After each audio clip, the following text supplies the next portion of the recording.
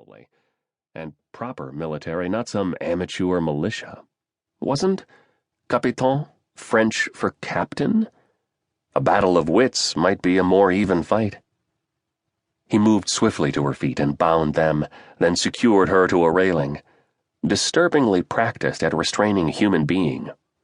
Could some foreign military be behind this? Was it a declaration of war? A political statement?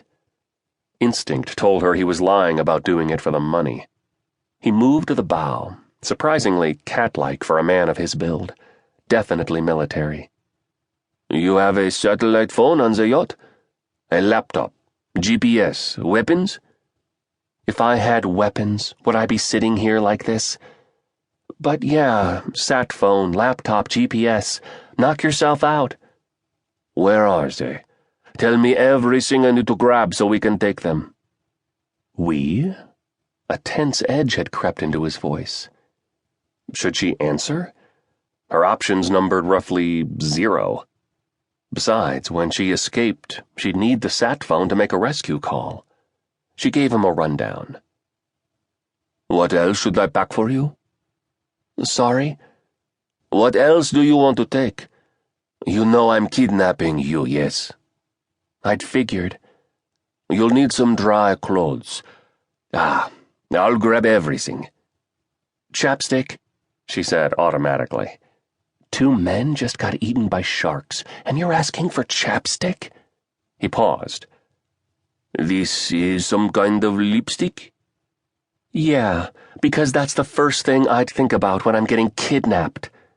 She jammed her salt-scoured lips together. Shut up. He'd expect her to be hysterical, not snarky. Forget it.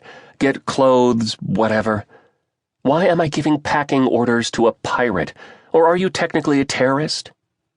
The inch of brown skin visible beside his eyes crinkled. Was he smiling? This had to be the most surreal night of her life. Go with pirate. Where are you taking me? You'll see. There'll be no escape for either of us until your father pays. Either of us? He checked her bindings, jumped from the bow onto the yacht's stern, and disappeared from her limited view. Agile as well as strong, a formidable opponent. His calmness chilled her as much as his strength. A sharp mind was more dangerous than a muscular body, and he evidently had both. She shifted. Something pressed into her thigh. The knife. This wasn't over. Rafe crept over the deck and dropped into the cabin. Feigning imbalance, he smashed his shoulder into the interior webcam, knocking it to the floor and stomping on the debris. Gabriel would be watching the heiress's webcast. No need to let on that Rafe was taking all the equipment he could prize off the boat, now he was no longer guarded. Let him believe that once Rafe and the woman were stranded on the honeymoon island, they had no way to communicate with the world. He snatched up a large backpack and tipped out the contents. He had a couple of hours at most before rescuers arrived, and he'd already lost a good half hour securing her. He shoved in an armful of clothes, with more force than necessary. 2 more lost boys gone tonight, their blood on his hands as much as Gabriel's. He exhaled heavily.